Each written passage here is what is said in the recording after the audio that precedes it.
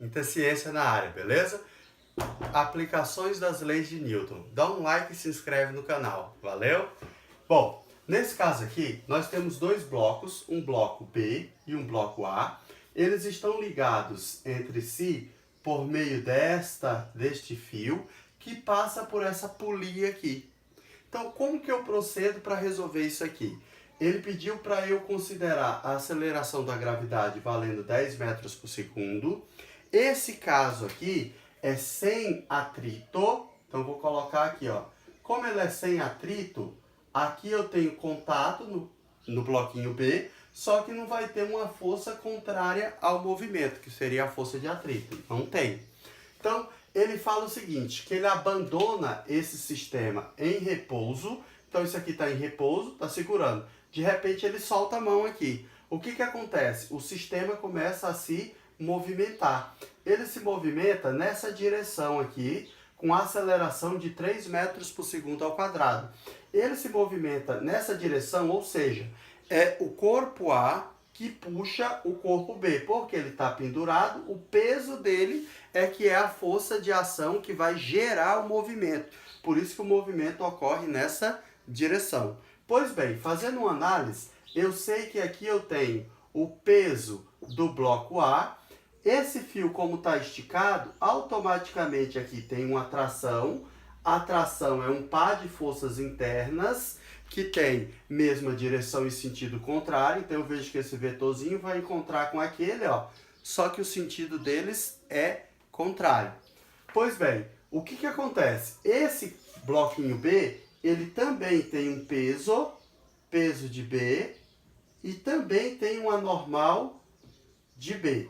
O que que eu posso analisar? Como o movimento do bloquinho B ocorre somente na horizontal, ele é puxado para frente, significa que esse par de forças, aqui ó, a peso, que é a ação, e a normal, que é a reação, não vai contribuir para o movimento. E nesse caso, somente a tração vai contribuir para o movimento, já que não tem força de atrito.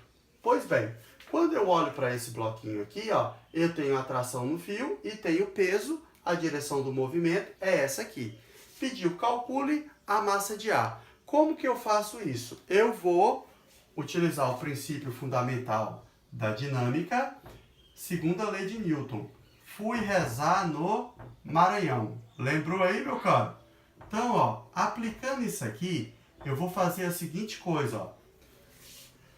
A força resultante que gera o movimento é o peso do bloquinho A, porque a tração, aqui o par de tração é força interna, então não contribui para o movimento. Pela primeira lei, eu preciso de uma força externa, essa força aqui é gerada porque esse bloquinho está sob a ação do campo gravitacional terrestre, e isso puxa o bloquinho para baixo. A força gravitacional puxa ele para baixo. Então, o que que acontece? Eu tenho essa força, o peso de ar é quem vai gerar o movimento, beleza? Então, aqui na minha força resultante, eu terei o peso do bloquinho A, que é a resultante que gera a força. Peso de A é igual a massa. Como é um conjunto, eles estão interligados. O bloquinho A e o bloquinho B, eu considero a massa de ambos. Massa de A mais massa de B vezes a aceleração do sistema. A aceleração do sistema ele me deu que vale 3 metros por segundo. Pois bem, lembrando que força-peso era dado por uma equaçãozinha aqui, ó, povo de Minas Gerais. Povo de Minas Gerais. Então, o peso do bloquinho A vai ser a massa de A vezes a gravidade, Minas Gerais, de A. É igual massa de A, soma das massas, mais massa de B, vezes aceleração.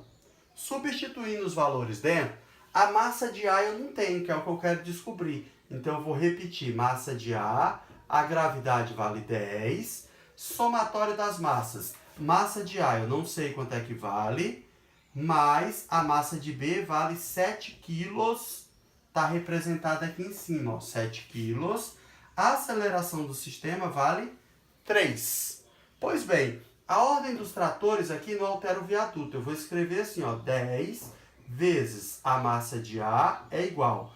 Propriedade distributiva aqui, ó, multiplico o 3 por esse valor, por esse termo e por esse termo. Então vai ficar 3 vezes massa de A, 3 massa de A, mais, multiplicando 3 vezes 7, 21. Esse termo aqui, ó, que tem massa, eu vou passar para o lado esquerdo, que tem um termo semelhante.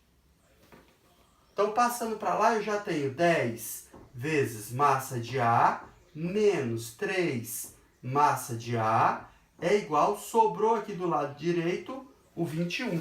Subtraindo 10 massa de A menos 3, a resposta aqui vai me dar 7 massa de A é igual a 21. Esse 7 está multiplicando, passa dividindo. Logo, a massa de A vai ser igual a 21 dividido por 7. Simplifico aqui, isso aqui é igual a 3 quilos. Tá lá um corpo estendido no chão. Valeu, meus caros!